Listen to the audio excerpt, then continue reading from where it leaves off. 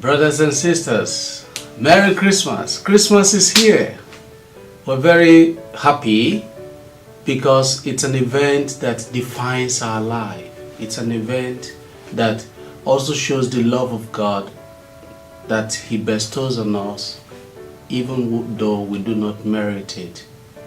It's a time to rejoice, it's a time to be glad, it's a time to be happy because God has come amongst us as one who will redeem us.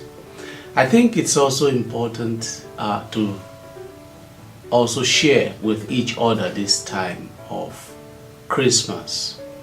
There are two important words that I think are important to talk about the Christmas season.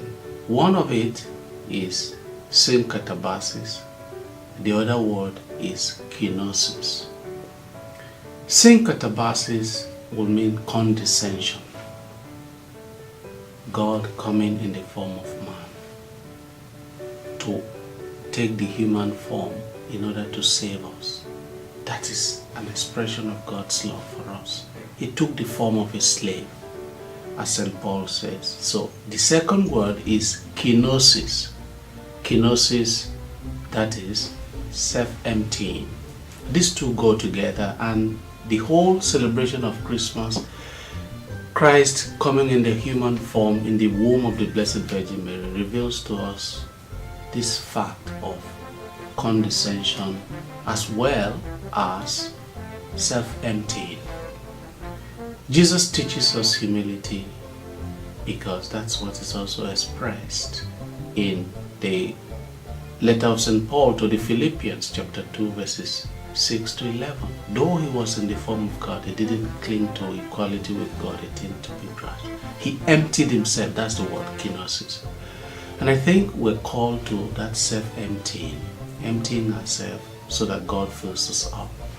Christmas is a time to relive once more, this act of emptying ourselves and allow God to fill us. It's a time of joy because that's an expression too that goes with the Christmas season. One of the titles of the infant Jesus is a Prince of Peace. And that's what I think our world needs today. As a short message to you, my brothers and sisters, we all need to work for peace. Working for peace means we have to also empty ourselves.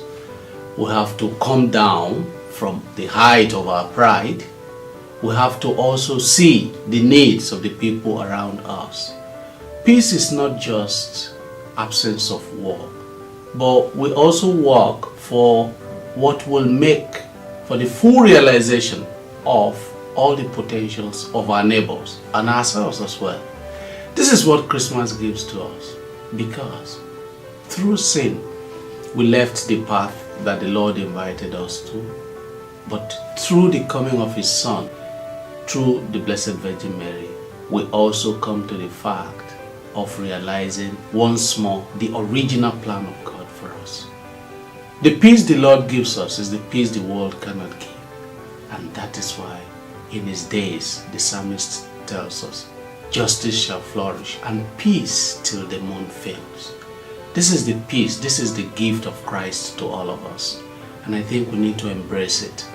But it's not enough to have this peace on our own. We also have to work for it.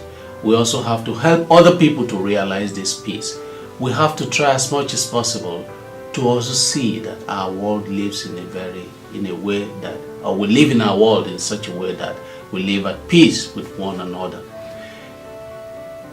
You go from one end of the world to the other. We're troubled. In Nigeria, you talk of Boko Haram. In Kenya, we're talking about the Al-Shabaab. In Latin America, the FARC. Thanks be to God, in Colombia, they're trying to sort that out now. The ISIS on the other hand. Terrorism, here and there. People killing in the name of religion. But this is not what the peace is all about. Our ability to live together, we need to find a common ground of our existence. And that is what Jesus does for us. He helps us to live as people who belong to one Father, God Himself. This is the message of Christmas. He is the Prince of Peace, and He wants us, each and every one of us, to be instruments of this peace in the world. Are we ready for this? It will cost us something, but I know that we will truly get it done properly if we realize that we are supposed to be instruments of God. He comes in a humble way to the world. I think we need to learn this humility too while working for this peace.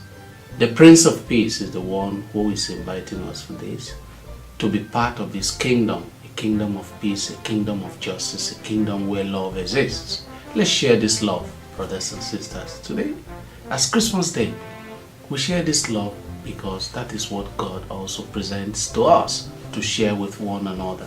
Ability to do this also shows that we're ready to walk as His people. So I once more wish you a Merry Christmas and wish you also a prosperous and eventful New Year. The years coming ahead is a gift of God to us, but I know too that when we walk with Him and work for this peace, our world will be a better place. Let's work for this with faith, with trust in God, who helps us all the time. God bless you. Merry Christmas.